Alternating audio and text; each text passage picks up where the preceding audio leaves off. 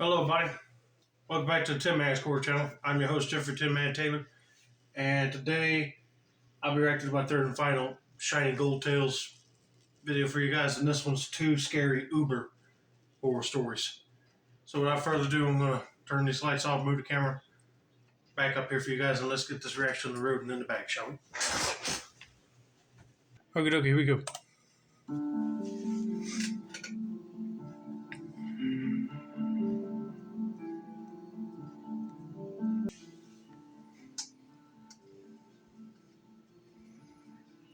It's been about 6 months since I started driving for Uber. Okay.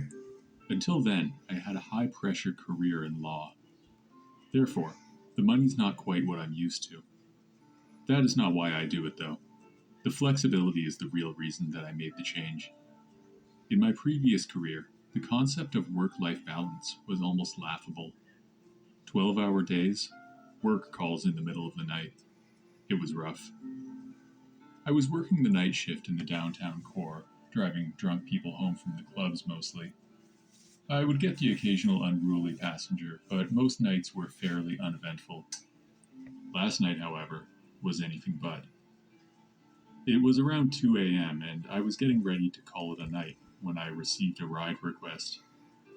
It was about 20 minutes away, but it was in the direction of my apartment, so I reluctantly accepted. My eyelids had become heavy as I made my way past the empty streets, which were full of late-night partygoers not more than an hour before. The full moon lit the barren city enough that the bright streetlights were hardly needed.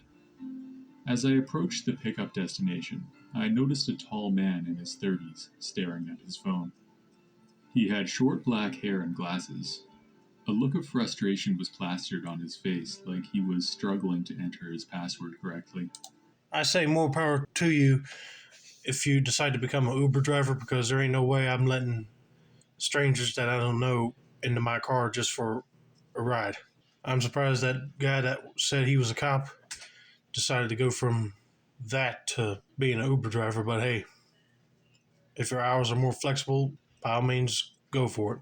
But already, you see somebody that looks like has got a frustration look on their face, that's probably going to be the first red flag sign right there. He had the new iPhone X with a bright red case. I noticed because I was thinking of upgrading to the same.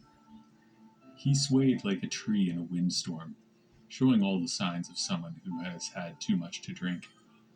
He must have had a good night, I said to myself. I was no stranger to inebriated passengers after all. He lowered his phone as I stopped my car in front of him. "You must be Jake," I said. "That's what the ladies call me." He laughed loudly. I offered a forced smirk out of pity for what I assumed was supposed to be a joke. He jumped into the back seat and we took off. Although I couldn't smell any alcohol on him, he continued to show signs of drunkenness. I'm not a drinker, but I don't judge, especially because it is better that they ride with me rather than getting behind the wheel themselves. He had scheduled one stopover to make on the way.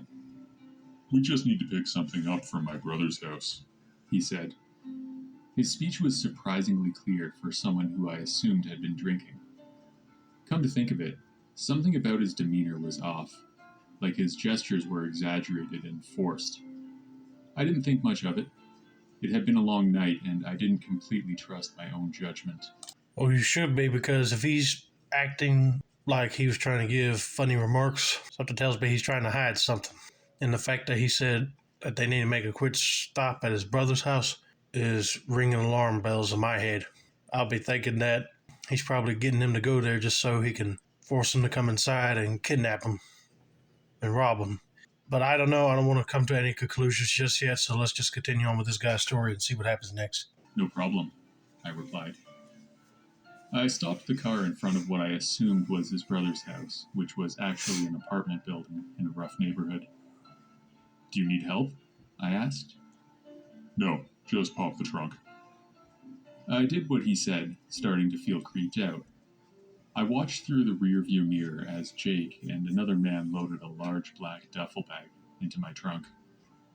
As I peered through the mirror, It became clear from his movements and the muffled conversation that Jake was not drunk at all.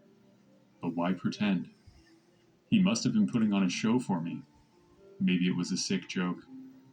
Before I had the chance to react, Jake hopped into the back seat and the other man disappeared. As we continued our ride, Jake went quiet. His bloodshot eyes stared at me through the mirror with a fiery intensity. Perhaps he could sense my fear and thought I was onto him for whatever nefarious deeds he was up to. He wasn't even acting drunk anymore. I was eager to get this ride over with, but I didn't want to cancel it and risk upsetting him. I decided it was best to drop him off and hope that we never cross paths again. I felt a tremendous weight lift from my shoulders when I pulled up to his final destination. "Well, this is it," I said with a forced pleasantness. He was staring at his phone again, like he was struggling to unlock it. Why was he having so much trouble with his phone, I wondered, since I knew he wasn't even drunk. To my relief, Jake got out of my car and headed to the trunk, which I had popped open for him. He slammed it shut and disappeared into the night without saying a word. "What a relief," I gasped. It seemed that whatever he was up to, it didn't have anything to do with me. I was still curious about what was in the duffel bag, but I figured I would never find out. I pulled into my driveway after one of the strangest nights of my life and sighed with relief. I always look through my car at the end of the night to check if my passengers left anything behind. There usually isn't much to find. People are pretty careful with their things for the most part. On my first scan, I didn't find anything. However, when I looked under the back seat, I noticed a bright red iPhone X. There was no doubt that it was Jake's. Normally, I would try to return it to its owner, but I was so creeped out by Jake that I was ready to throw it in the trash. I turned it on to see a selfie as the background image, but it wasn't Jake. It looked like a young man in his 20s with short red hair and freckles. This wasn't Jake's phone at all. That's why he was struggling to use it. My stomach dropped when I realized something else. I didn't actually see Jake remove the bag from my trunk. Struggling to hold back tears, I walked around to the back of the car. I opened the trunk, and to my horror, the large duffel bag was still there. My hand slowly inched towards the zipper on the bag. I pulled it down, and what I saw will haunt my dreams forever. There was a dead body in the bag. To make matters worse, he was the young man with short hair and freckles. The phone belonged to him. Uber's records will show that I was the last one to see this man alive, and there's no doubt that Jake was smart enough to wipe his fingerprints off before he left. I can't go to the police now, so I only have one choice. Now I just need to find a shovel. I knew it. After he said large black duffel bag, it had to be a dead body in there. But the thing is, why would he leave incriminating evidence like that in the guy's car and leave the other guy's phone in the back seat with him? Almost like the other guy didn't want to get caught carrying a duffel bag, so he just left it in his car so he could get incriminated with it. But still, I would have done the right thing and called the cops and told them everything that you know about it and see if they could take the body to the morgue for you, and you don't have to incriminate yourself further by just getting a shovel and burying him. I hope he finds a way to get out of that mess without implicating himself into a crime. Let's get on to story number 2.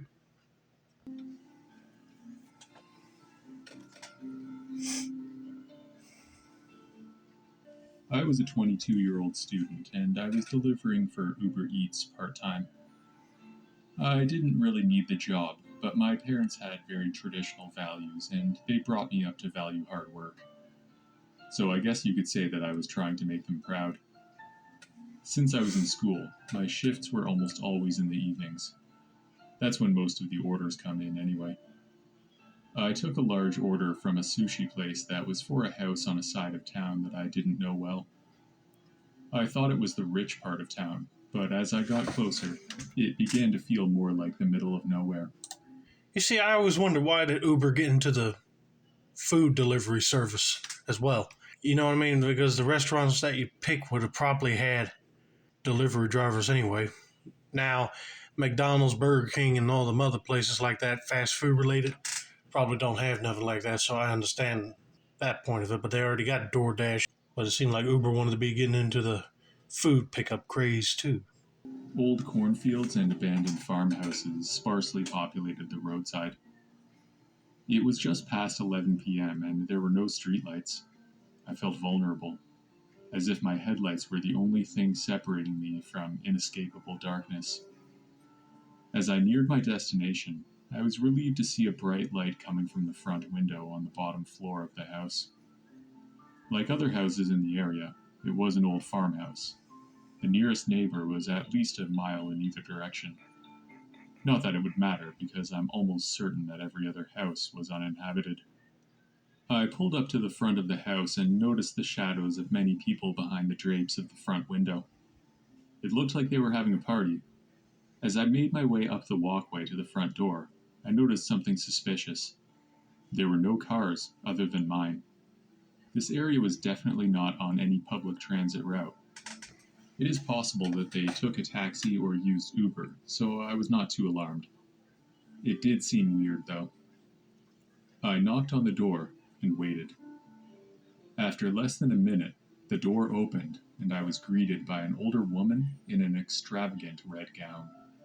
She was done up with makeup and red lipstick. I could hear music coming from the other room, where the party seemed to be. Oh, thank you, dear. My guests will be so happy that the food is here. She said with the warm tone of a grandmother. No problem, have a good night, I replied with a typical canned pleasantry. I was about to turn around and head back to my car when she interrupted me. Oh dear, you're leaving without your tip? She said. Whatever you left on the app should be fine, I replied. I looked at my phone and noticed that she had already left a generous tip. I'm a traditional lady, and I prefer to give it to you in person. I was torn. The isolation of the area gave me the creeps. However, I was comforted by the fact that the house seemed to be full of other people. That and her grandmotherly demeanor made me feel at ease. I didn't want to be rude, so I obliged. Yeah, if she already left you a tip on the app, that should have been all right. But if she's giving you that grandmotherly charm, something tells me that there's some people that went out there and did something to his car while she's distracting him. Oh boy, he needs to hurry up, get that extra tip, and go. Okay, thank you. That is very generous, I replied graciously. Excellent. Come in and make yourself comfortable. I need to find my purse. This dress doesn't have any pockets. I stepped inside and waited in the foyer as the woman disappeared down the hall. The party was going on in the next room, and there was a closed door between us. I could hear the woman rummaging around, and it sounded like she was in the basement. That seemed like a strange place for her to keep her purse. I felt a little uneasy, but I was comforted by the fact that there was a room full of people right next door. They were strangely quiet, though. I could hear music, but no talking. I wondered what was going on in there. Just then, the woman shouted. Young man, can you come down here? I need your help with something. Her warm tone changed to a creepy cackle. My mood instantly changed. I should have just left, but my curiosity wouldn't allow it. I inched closer to the door dividing the foyer from the party. I cracked the door open and peeked inside. There were 7 to 10 mannequins arranged throughout the room. I was all alone. Fear rushed through my body, and I heard a door slam. The old woman stood at the end of the hall with the creepiest smile I have ever seen. Would you care to join us? She cackled. I couldn't squeeze out a single word. I just ran to my car. I don't know if she chased me. I didn't have time to check. I've moved on from this job since then. After graduation, I landed an internship at a large tech company. There's no way of knowing what her plans were for me. I'm thankful every day that I never found out. Well, now we know why there won't nobody talking in that room when the music was going. It happened to be mannequins in there. Whew. That lady was really senile and mentally disturbed if she got mannequins just spread out in the parlor like they're having a party. I was just thinking that she probably had some people go out there and mess up with his car, but luckily that did not happen. So he did the right thing and just bolting out the door and get into his car and go. But anyway, I hope you guys enjoyed this video. Don't forget to like, subscribe, turn on those post notifications for more Shining Gold Tales reactions like this. This has been another successful installment of the Tin Man's Corner channel. I'm your host, Jeffrey Tin Man Taylor. I say that's a wrap, and have a nice day.